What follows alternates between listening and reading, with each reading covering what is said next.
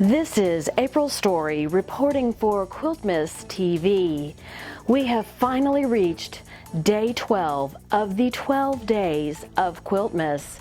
We have seen the Sewing Channel, Tiffany's Quilting Life, I See Stars Quilting, April's Craft Room, Sew Becca, Sister Chicks Quilting, The Off-Kilter Crafter. Has anyone noticed how Ian looks like Alan Rickman, or is it just me? Sew Be It Quilting, Sew the Distance Quilting, Handmade by Ying with Donna, Teresa Louise I Quilt Too, and Tucker's Sewing and Quilting. As I reported earlier and throughout this broadcast, we have yet to see an ugly quilt. Day 11 was Teresa Louise I Quilt Too, and her quilt was phenomenal. She had two sides, one side with a panel and one side with the ugly fabric. Teresa Louise is quite talented. Not only can she make quilts, decorate a vest, she can also catch her own dinner, bring it home, cook it, make a quilt, upholster a sofa, hand carve a bed, and then sleep under the quilts she's made. Day 12 was Tucker's Sewing and Quilting. Tucker is amazing with fabric.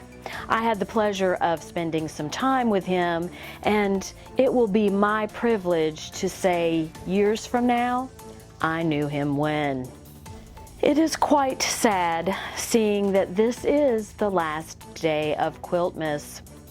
However, you do have the opportunity to win one or all 12 of these quilts. If you go to each channel, in the description of their premiere video, there will be a link. It will take you to the entry form for the entry into this contest on that channel. You will have to know the 12 words that were given in each video. And here they are. Did you really think I was going to give you the 12 words? I don't think so. So, if you did not write them down or you missed any of the videos, feel free to check the description below this video and go back and find that secret word.